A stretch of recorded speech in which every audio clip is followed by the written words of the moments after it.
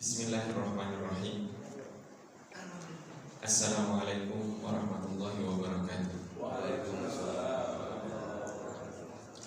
Alhamdulillahirabbil alamin. Ahmadullah hamdan syakirin hamdan na'imin hamdan yuwaffi ni'amahu wa yukafi'u mazidah. Ya Rabbana lakal hamdu kama yanbaghi li jalali wajhikal karim wa 'azimi sultanik. Asyhadu an la ilaha illallah wa asyhadu anna sayyidana Muhammadar Rasulullah. Allahumma salli ala sayyidina Muhammadin abdika wa rasulika nabiyil ummi wa ala alihi wa sahbihi wa sallim. Amma ba'du. Jamaah yang dirahmati oleh Allah Subhanahu wa taala, sebelum kita memulai dan melanjutkan kajian kita pada kesempatan kali ini, mari kita sama-sama membaca Al-Fatihah. Kita khususkan doa Imam An-Nawawi dan juga seluruh para guru kita dan orang tua kita dan juga kita semuanya. Semoga Allah Subhanahu wa taala menganugerahkan kepada kita ilmu yang bermanfaat, kemampuan kepada kita untuk mengamalkan ilmu yang telah kita pelajari. Ala hadhihi niyyah wa bi kulli niyatin shalihah wa ila hadratin nabiyil mustafa sallallahu alaihi wa alihi wasallam. Al-Fatihah. A'udzu billahi minasyaitonir rajim. Bismillahirrahmanirrahim. Alhamdulillahirabbil alamin arrahmanir rahim maliki yaumiddin. Iyyaka na'budu wa iyyaka nasta'in ihdinas siratal mustaqim. Shiratal ladzina an'amta 'alaihim ghairil maghdubi 'alaihim waladdallin. Amin. Jamaah yang dirahmati oleh Allah Subhanahu wa taala, pada kesempatan kali ini kita akan melanjutkan yaitu hadis yang dikumpulkan oleh Al-Imam An-Nawawi, di mana hadis ini dari Sayyidina Mu'adz bin Jabal yang berbunyi An Mu'adz bin Jabal radhiyallahu taala anhu qala. Dari Sayyidina Mu'adz bin Jabal radhiyallahu taala anhu, beliau berkata, qultu, aku berkata, ya Rasulullah, wahai Rasulullah, akhbirni bi amalin yudkhiluni al-jannata. Tolong sampaikan kepadaku sebuah amal yang mengantarkanku untuk masuk ke dalam surga. Wa yubaiduni minan nar, dan menjauhkanku dari api neraka. Qala Rasulullah sallallahu alaihi wa alihi wasallam menjawab, laqad sa'alta an 'azimin. Engkau telah bertanya tentang sebuah perkara yang sangat agung. Wa innahu layasirun ala may yassarahu Allah ta'ala alaihi. Sesungguhnya apa yang kau tanyakan itu sangatlah mudah bagi orang yang dimudahkan oleh Allah Subhanahu wa taala atas hal yang kau tanyakan. Kemudian Rasulullah melanjutkan, ta'budullaha la tusyriku bihi syai'an, yaitu dengan menghamba kepada Allah Subhanahu wa taala tanpa menyekutukannya dengan sesuatu apapun. Wa tuqimus sholata, dan engkau mendirikan salat. Wa tu'tiyaz zakata, dan engkau mengeluarkan zakat. Wa tasumu ramadhana, dan berpuasa di bulan Ramadan. Wa tahujjul baita, dan engkau berhaji ke Baitullah. Tsumma qala, kemudian Rasulullah sallallahu alaihi wasallam bertanya, ala adulluka ala abwabil khair, berkenankah kamu jika aku menunjukkan kepadamu pintu-pintu kebaikan? Kemudian Rasulullah melanjutkan, as-shaumu junnah, puasa adalah benteng atau perisai.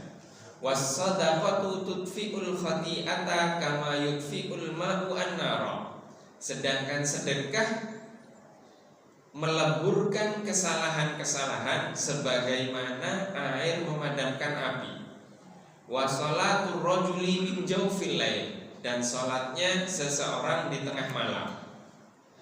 Tsumma tala, kemudian Rasulullah sallallahu alaihi wasallam membacakan ayat Al-Qur'an, tatajafa junubuhum 'anil madaji'i yad'una rabbahum khaufan wa tama'an wa mimma razaqnahum yunfiqun fala ta'lamu nafsum ma ukhfiya lahum min qurrati a'yunin jazaa'an bima kanu ya'malun. Tsumma qala, kemudian Rasulullah sallallahu alaihi wasallam bertanya, ala ukhbiruka bi ra'sil amri wa amudihi wa dhirwati sanamihi. Tidakkah engkau mau jika aku mengabarkan kepadamu tentang pokok dari seluruh perkara dan tiang dari seluruh perkara dan puncak kesempurnaan dari suatu perkara. Qultu, kemudian Mu'adz bin Jabal menjawab, bala ya Rasulullah, baik wahai Rasulullah. Qala, Rasulullah sallallahu alaihi wasallam menjawab, ra'sul amri al-Islam. Pokok dari sebuah perkara itu adalah agama Islam. Wa amuduhu as-shalah, sedangkan tiangnya adalah salat. Wa dzirwatu sanamihi al-jihad, sedangkan puncak dzirwatu sanamihi, sanam itu artinya onta yang paling berharga. Kenapa disebutkan onta di sini? Artinya harta yang paling berharga. Karena dulu umat dulu itu harta yang paling berharganya adalah onta. Harta yang paling berharga adalah jihad. Tsumma qala, kemudian Rasulullah sallallahu alaihi wasallam kembali bertanya, ala ukhbiruka bimilaki dzalika kullihi. Tidakkah kamu mau untuk kuberitahu tentang apa? Tentang sesuatu yang dapat mengumpulkan itu semua. Bala ya Rasulullah. Kemudian Mu'adz menjawab, baik wahai Rasulullah. Fa'akhadha bilisanihi. Kemudian Rasulullah sallallahu alaihi wasallam menunjuk kepada lisan mulia beliau, kuffa alaika hadza. Beliau mengatakan kuffa alaika hadza, artinya jaga lisanmu, pegang ini. Qultu, kemudian Sayyidina Mu'adz berkata, aku berkata, ya Nabi Allah, wahai Nabi Allah, wa inna la mu'akhadzuna bima natakallamu bihi. Sesungguhnya apakah kami ini akan dihisab, diperhitungkan atas apa yang kami ucapkan? Faqala, kemudian Rasulullah sallallahu alaihi wasallam berkata, thaqilatka ummuka. Thaqilatka ummuka artinya ibumu kehilangan kamu gitu. Maksudnya ini apa? Bukan menghina, bukan, itu ungkapan yang menunjukkan bahwa masa kamu nggak tahu, nah, seperti itu. Itu ungkapan dalam bahasa Arab. Wa hal yakubbun nasa finnari ala wujuhihim. Tidakkah, apakah manusia itu akan dilemparkan ke dalam neraka karena wajah mereka? Kemudian au ala manakhirihim illa hasaida alsinatihim. Tidakkah manusia itu dilemparkan ke dalam api neraka wajah-wajah mereka? Au ala manakhirihim, atau karena tenggorokan mereka. Manakhir itu tenggorokan. Manakhir itu tenggorokan. Tenggorokan itu maksudnya suara yang dikeluarkan, artinya perkataan. Illa hasaidu alsinatihim, melainkan hal itu disebabkan oleh lisan-lisan mereka. Rawahu Tirmidzi, diriwayatkan oleh Al-Imam At-Tirmidzi, dan beliau mengatakan hadisun hasanun sahih. Jamaah yang dirahmati oleh Allah Subhanahu wa taala, hadis ini adalah hadis yang ke-29 dari kitab Arba'in An-Nawawi. Kitab Arba'in An-Nawawi, maklum kita ketahui, ini Al-Imam An-Nawawi ingin mengumpulkan pokok-pokok agama Islam di dalam 43 hadis yang disampaikan oleh Rasulullah sallallahu alaihi wasallam. Hadis ini diriwayatkan oleh Sayyidina Mu'adz bin Jabal. Sayyidina Mu'adz bin Jabal, maklum kita ketahui bahwa beliau adalah sahabat yang diutus oleh Rasulullah sallallahu alaihi wasallam ke negeri Yaman. Dan ketika diutus ke negeri Yaman, Rasulullah mengantarkan beliau menunggangi kudanya. Siapa yang menunggangi kuda?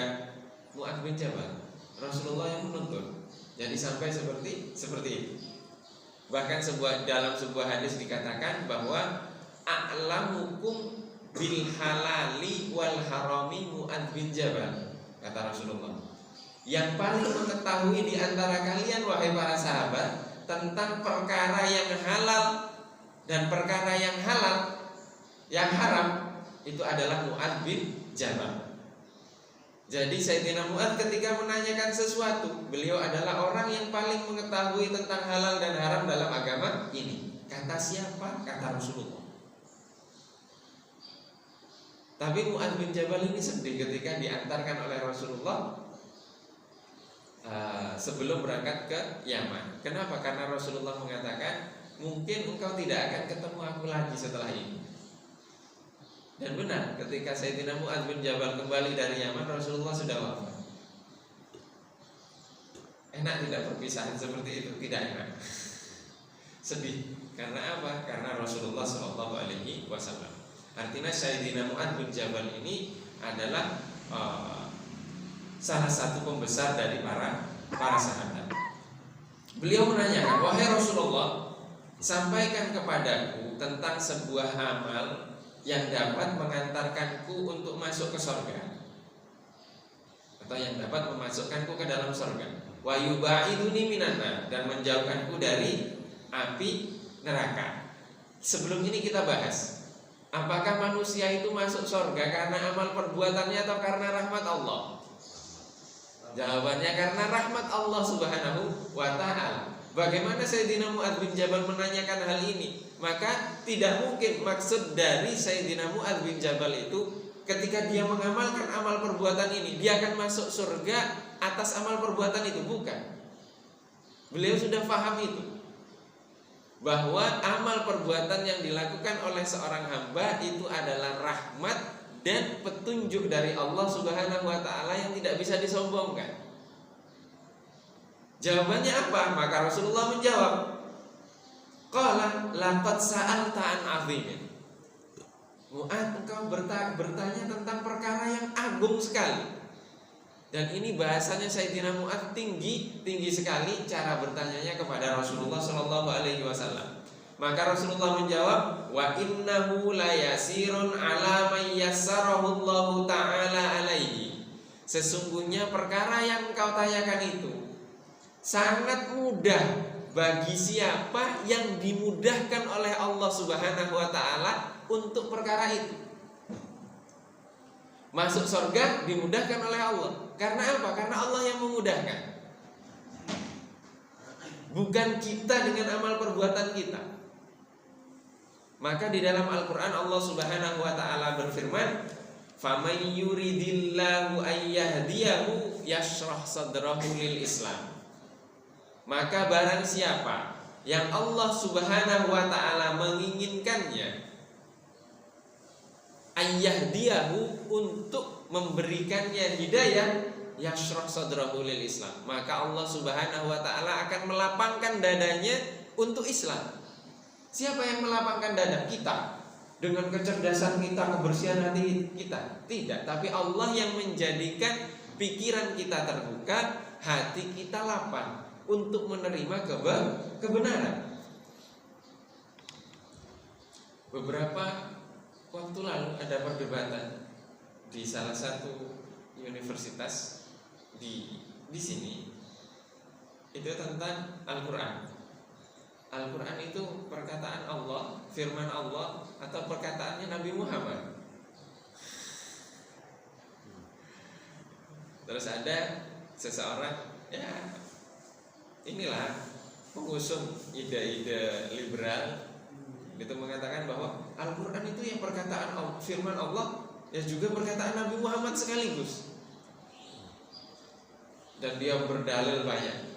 Pertanyaannya, ada tidak orang jahiliyah dulu yang ahli bahasa Arab dan gak butuh kamus mereka, gak bisa nulis tapi bahasanya fasih? Siapa? Abu Jahal, Abu Lahab. Ada tidak yang mengingkari kalau bahasa Arab itu bahasanya manusia? Mengingkari mereka. Kefasihan Al-Quran dipertanyakan oleh mereka? Tidak dipertanyakan. Al-Quran itu benar-benar fasih. Tidak ada yang mengingkari itu. Nah sekarang ini banyak yang mempertanyakan, wah Al-Quran ini kenapa kok begini, kenapa kok begini? Ini bukan perkataan Allah, ini sebenarnya ungkapannya Nabi Muhammad. Dari mana? Dari mana? Itu kenapa kok bisa seperti itu? Orang dulu jahiliyah dulu yang bahasa Arabnya nggak butuh buka kamus seperti kita. Jangankan kita Pak yang Indonesia, orang Arab juga sekarang butuh buka kamus kok. Karena detailnya bahasa Arab. Dan Al-Quran itu yang paling fasih. Mereka tidak pernah mengingkari kefasihan Al-Quran. Tapi di zaman sekarang ini banyak sekali yang mengingkari kefasihan Al-Quran. Artinya lebih cerdas Abu Jahal, Abu Lahab daripada kita sekarang. Artinya kenapa itu bisa terjadi? Karena memang Allah menutup mata hati. Menutup mata hati seseorang.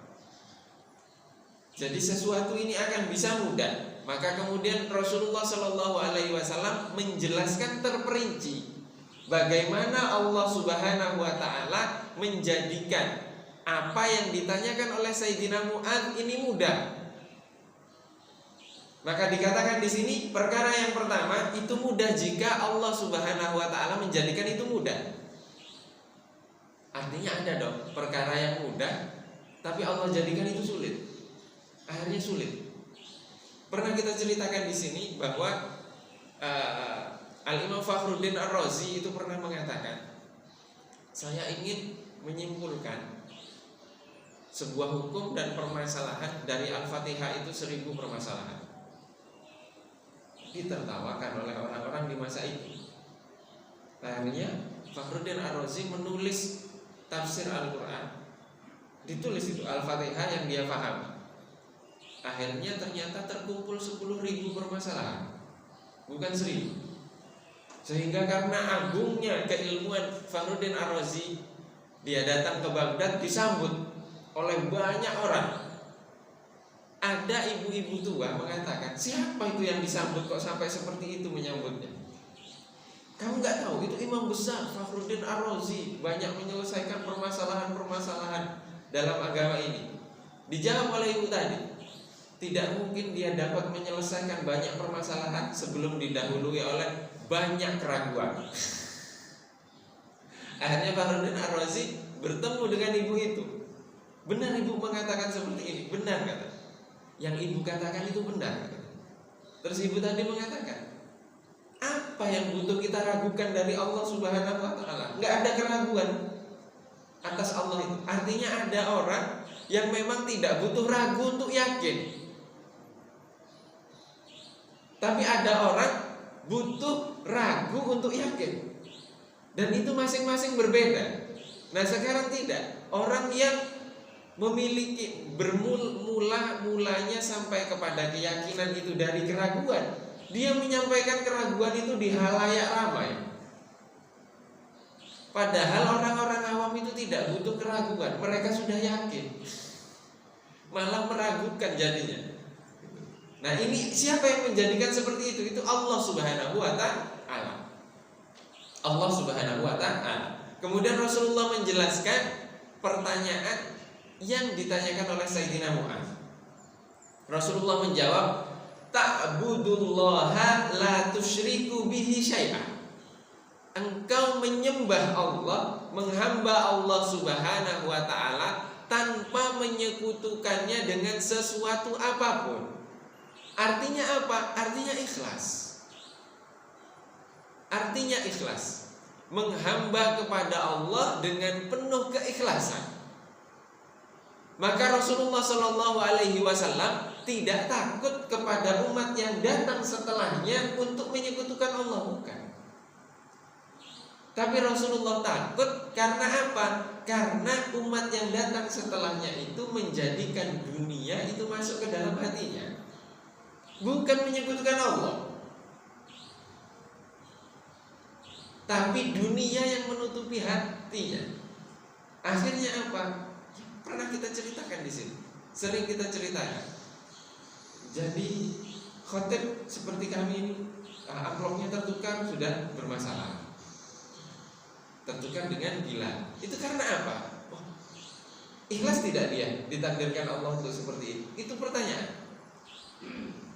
Itu pertanyaan. Mengisi kajian karena apa? Karena diberikan amplop atau karena memang ingin menyampaikan ilmu Allah? Demikian juga kita bekerja. Kita bekerja itu karena apa? untuk memenuhi kebutuhan amanah yang dititipkan Allah kepada kita, atau untuk membangga-banggakan diri karena mendapatkan banyak dunia. Itu beda. Karena yang pertama itu jihad, yang kedua itu ketamakan, kerakusan. Dan kata Rasulullah itu celaka. Karena Rasulullah mengatakan itu di jalan setan. Maka di sini menghamba kepada Allah tidak hanya di ritual. Ketika ritual seperti ini saja menyampaikan ilmu bisa tidak ikhlas kok. Bagaimana yang murni mencari dunia bisa ikhlas karena Allah? Maka di sini tidak mudah untuk melaksanakan apa yang disampaikan oleh Rasulullah SAW, kecuali jika Allah memudahkan. Dan kita memohon kepada Allah agar memudahkan itu bagi kita. Wa yuqimus sholata wa tuqimus sholata, dan engkau mendirikan sholat. Ini di dalam bahasa Arab, bahkan para ulama itu mengatakan di dalam bahasa Arab itu tidak ada satu kata pun yang sama maknanya, pasti berbeda. Termasuk kata aqama yuqimu di sini, mendirikan sholat.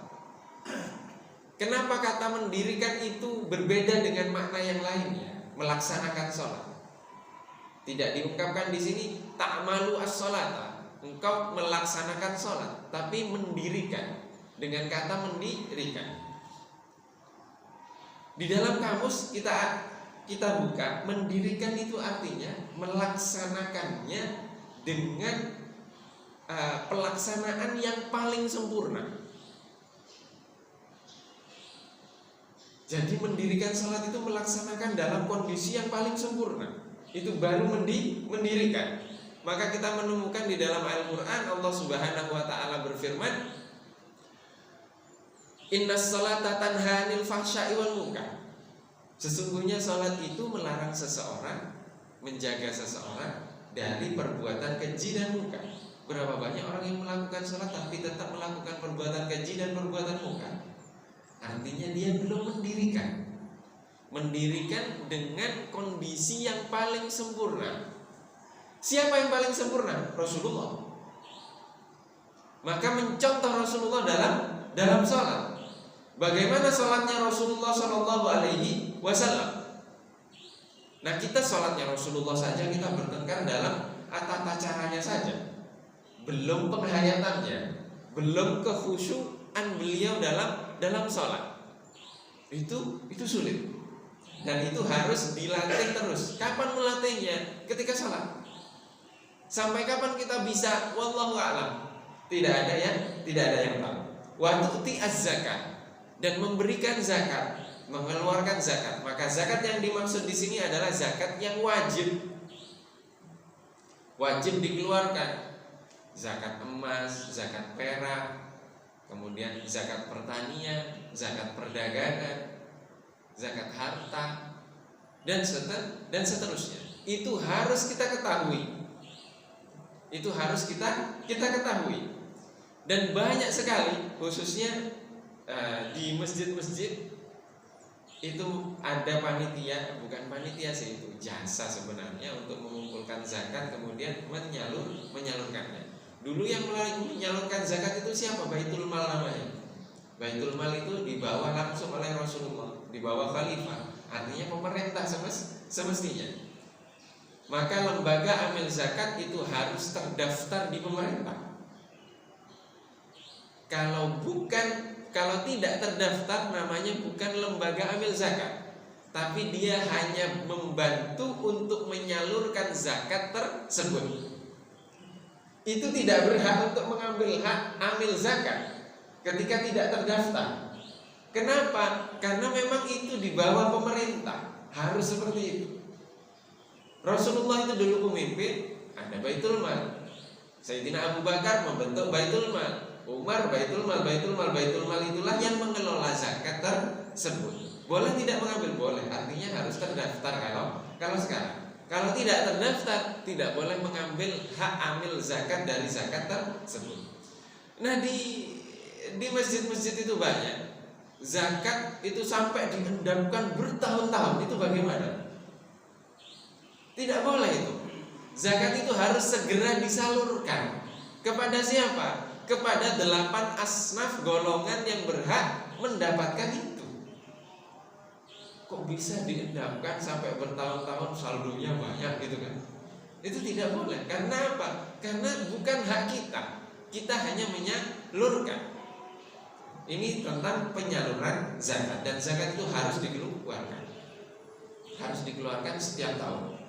Watasumu, atau setiap panen.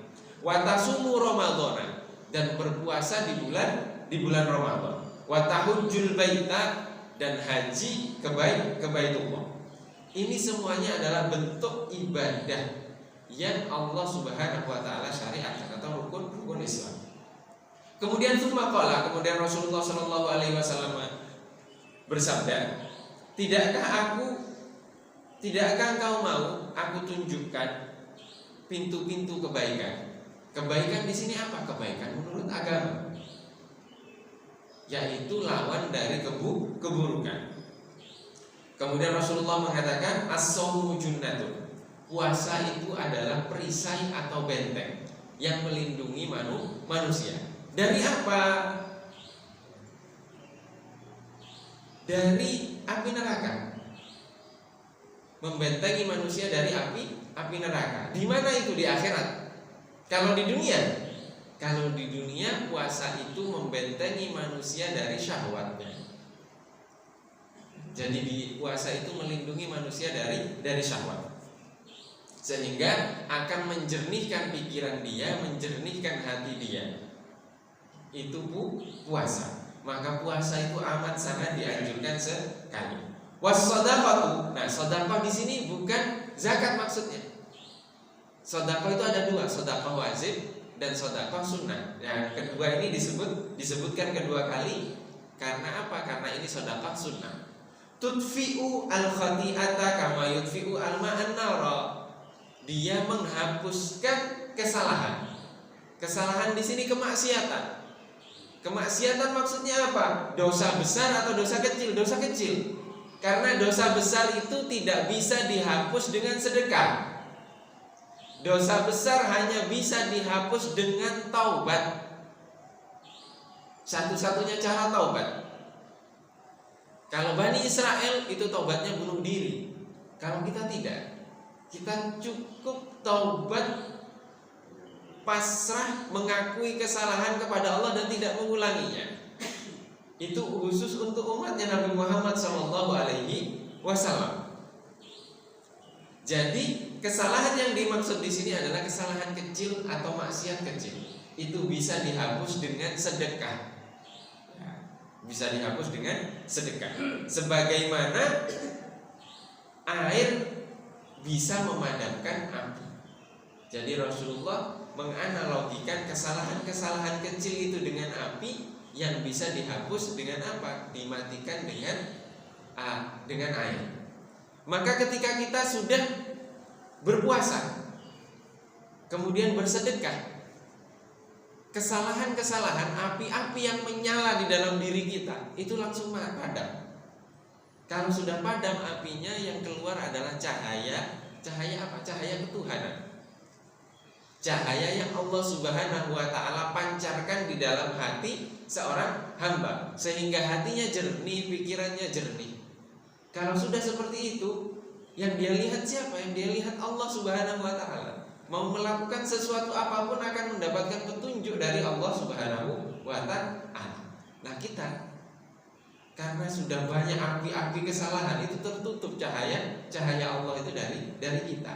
Maka tugas kita adalah taubat, kemudian banyak berpuasa, dan juga banyak bersedekah. Kemudian Rasulullah menyebutkan tentang keutamaan sholat malam, yaitu tatajafa junubuhum anil madhaji'i. Junubuhum itu artinya tubuh-tubuh orang-orang yang melakukan sholat malam itu tinggi, ngangkat. Artinya dia meninggalkan tempat tidurnya untuk apa? Untuk menghamba kepada Allah Subhanahu wa ta'ala. Dan tentang keutamaan dan fadilah dari sholat malam itu banyak dikaji, dan mungkin sekarang bukan waktu kita untuk mengkaji satu persatu tentang keutamaan sholat malam tersebut. Kemudian Rasulullah SAW menyampaikan, maukah kamu jika aku sampaikan kepadamu tentang pokok dari sebuah perkara dan tiang dari sebuah perkara, dan juga harta yang paling berharga dari sebuah perkara? Kemudian Mu'adz bin Jabal mengatakan, baik wahai Rasulullah. Kemudian Rasulullah mengatakan, Ra'sul amri al-Islam. Pokok dari sebuah perkara itu adalah agama Islam. Maka kita tidak mungkin hidup di dunia ini tanpa agama Islam, itu tidak mungkin. Kita harus hidup sesuai dengan aturan di dalam agama Islam. Karena Allah Subhanahu wa ta'ala menurunkan Al-Quran itu sebagai pedoman hidup. Pedoman hidup ini dipraktekkan oleh Rasulullah SAW dalam kehidupan beliau, dalam sejarah kehidupan beliau. Itu praktek dari pedoman hidup tersebut. Maka Allah menurunkan Al-Quran tidak langsung satu kitab, tapi menyesuaikan dengan kejadian-kejadian di dalam kehidupan Rasulullah. Maka mustahil memahami Al-Quran tanpa memahami sejarah hidup Rasulullah SAW. Tidak mudah menerima wahyu. Bayangkan kita saja mimpi aneh, kita sudah bingung tafsirannya apa. Nanya sanalah, nanya sini, atau dapat bisikan-bisikan, kita sudah bingung memahaminya bagaimana. Ini dari Allah atau dari setan. Nah, sekarang Rasulullah SAW dipersiapkan oleh Allah untuk menerima wahyu.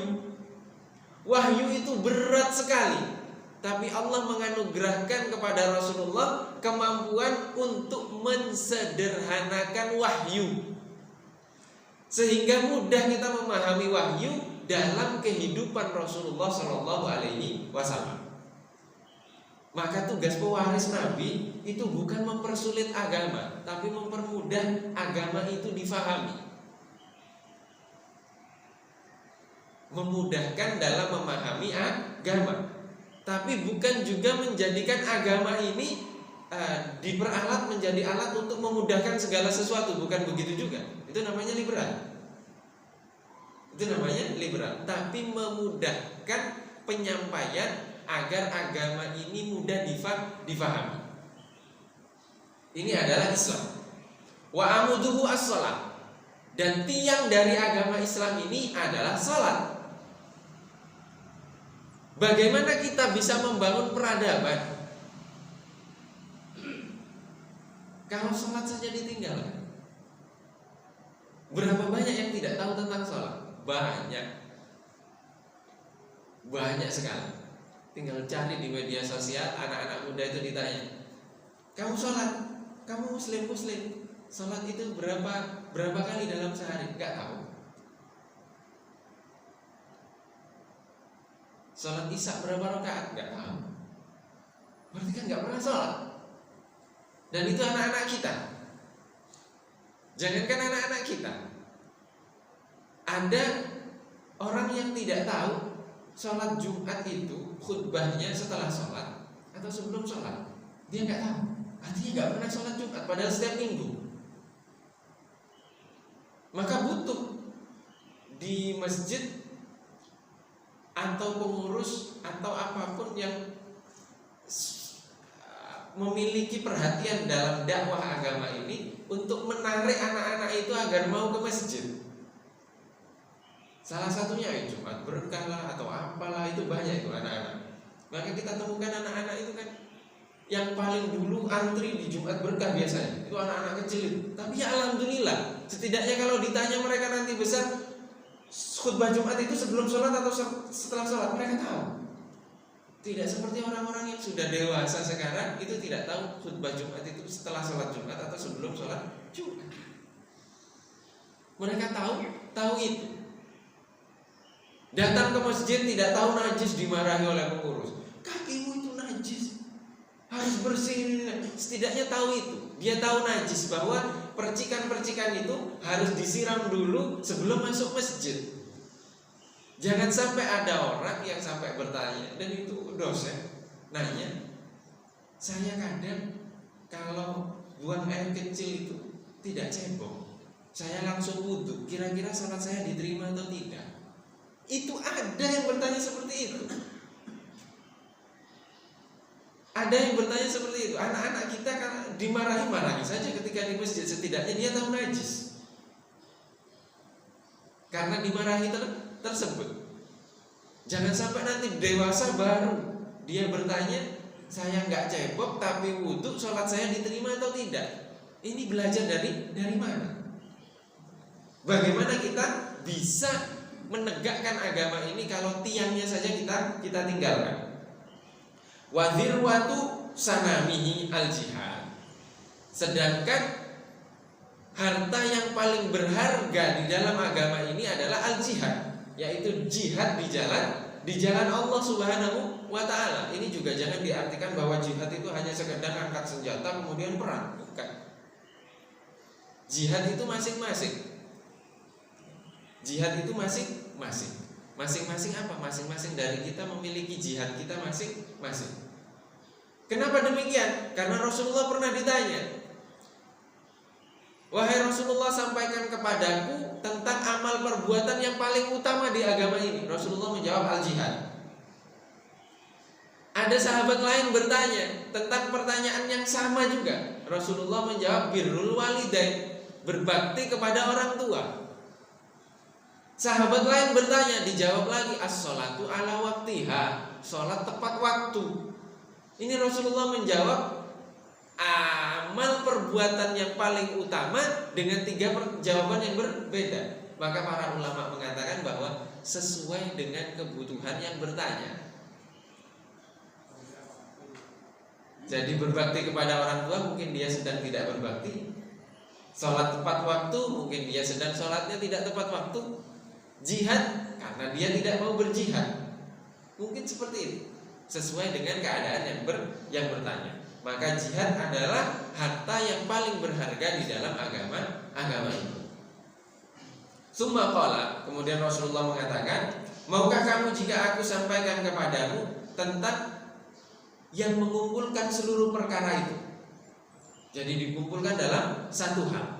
Kemudian Sayyidina Mu'adz mengatakan, bala wahai Rasulullah, fa'aqadha bilisanihi. Kemudian Rasulullah menunjuk kepada lisan beliau dan mengatakan, kuffa alaika hadza, kuffa alaika hadza, jaga itu lisan, jaga ini, kata Rasulullah. Jadi menjaga lisan itu yang dapat apa? Yang dapat mengumpulkan seluruh perkara tadi. Coba sekarang banyak perkara-perkara yang dibahas yang tidak perlu. Dia menyampaikan bukan spesialisasi dia. Banyak sekali sekarang seperti itu. Dan kita sebagai umat Islam jangan sampai salah mengambil agama ini dari orang yang tidak berhak untuk menyampaikan agama ini. Hati-hati di masa sekarang. Seorang sahabat namanya Abdullah ibnu Mas'ud, salah satu ahli fikih yang berhak berfatwa di masa para sahabat. Abdullah ibnu Mas'ud pernah didatangi seorang wanita. Wanita ini dinikahi seorang laki-laki. Setelah dinikahi belum disentuh, belum diberikan mahar, suaminya meninggal. Bertanya ke Sayyidina Abdullah ibnu Mas'ud, suami saya meninggal, dia belum bayar mahar, dia juga belum menyentuh saya. Apa yang saya dapatkan dari dia? Apa hak saya dari suami saya meninggal tersebut? Tanya hari pertama, tidak dijawab oleh Abdullah bin Mas'ud. Datang lagi hari kedua, tidak dijawab. Sampai 1 bulan, gak dijawab. Kenapa tidak dijawab? Karena Abdullah bin Mas'ud tidak memiliki pengetahuan tentang itu. Beliau sedang mencari, ada tidak kisah Rasulullah, riwayat Rasulullah yang pernah menjawab permasalahan ini. Abdullah bin Mas'ud sampai 1 bulan tidak menemukan jawaban. Sampai datang lagi wanita tersebut, kemudian dijawab oleh Abdullah ibnu Mas'ud, kamu dapat mahar dari keluarganya, ambil dari keluarganya, maharnya mahar mithal. Mahar mithal itu artinya wanita yang sepadan dengan wanita tersebut dari keluarganya, itu maharnya berapa? Cantiknya sama, tingginya sama, bersihnya sama, giatnya sama, karakternya sama, yang mirip dengan wanita itu. Maharnya berapa dari keluarga tersebut? Maka dibayar sama dengan wanita yang sepadan dengan itu di keluarganya, dari keluarga laki-laki yang meninggal. Setelah itu dia juga mendapatkan warisan, kata Sayyidina Abdullah ibnu Mas'ud.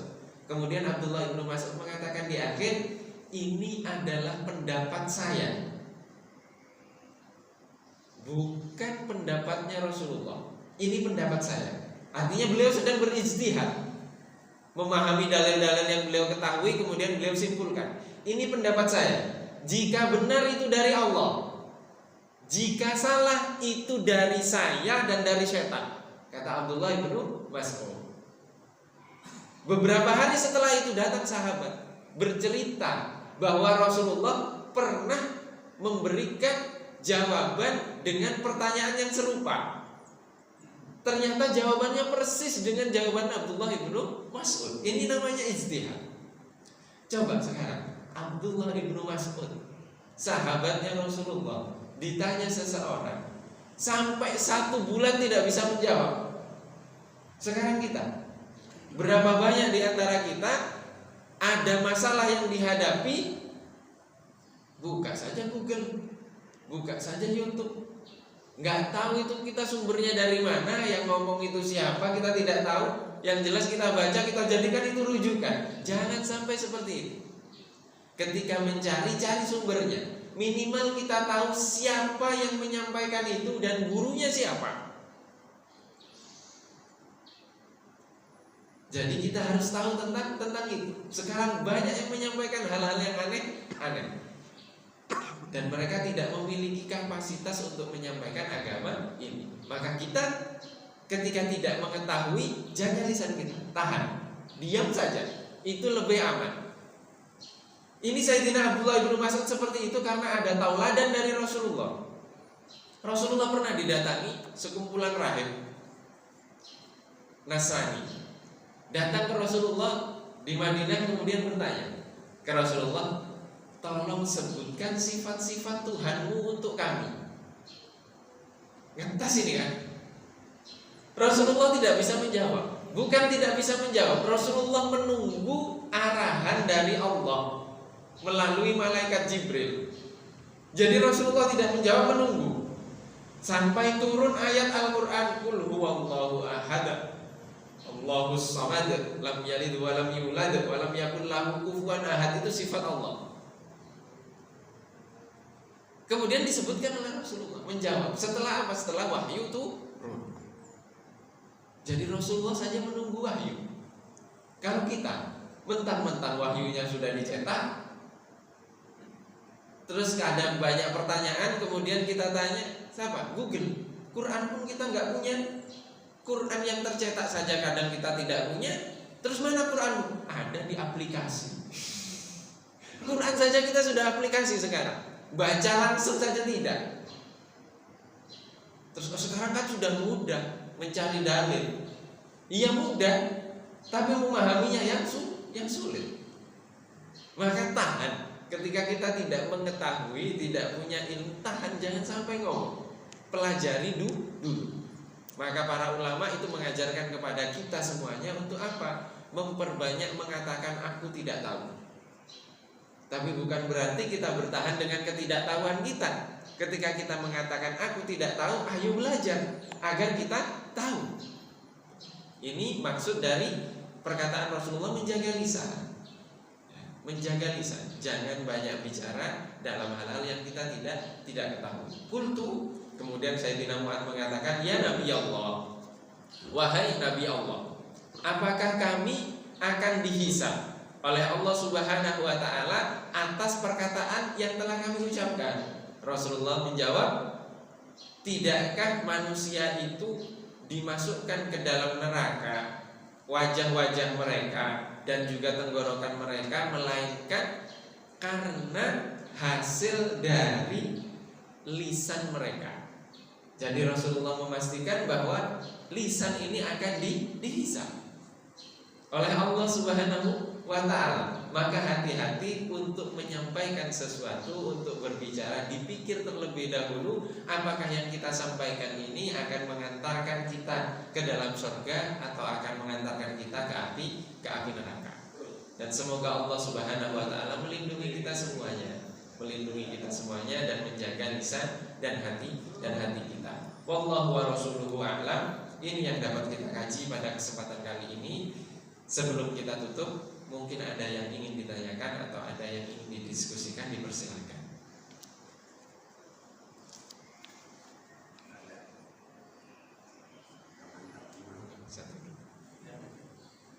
Oke, Mas dulu. Waalaikumsalam.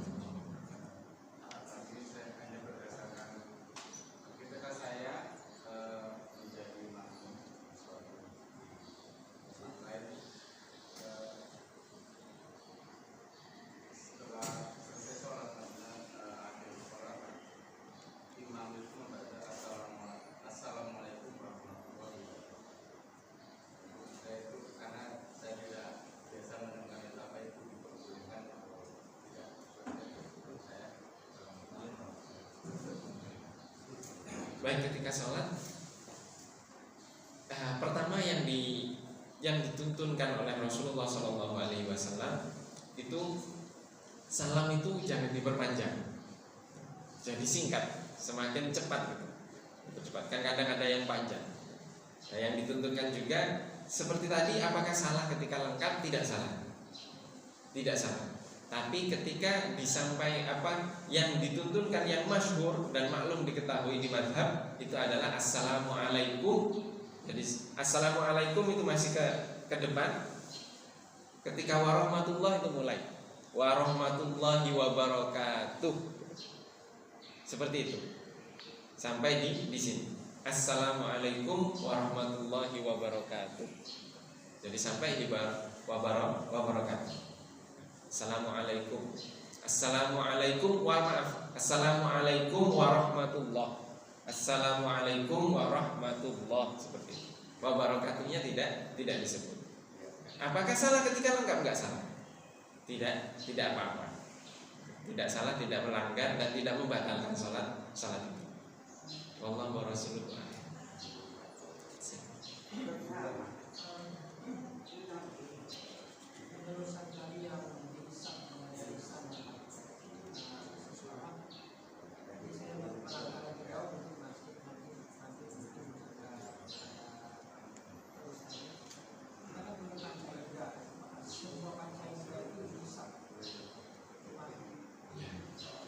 Apakah semua panca indera dihisab? Iya, benar. Di sini Rasulullah SAW mengatakan,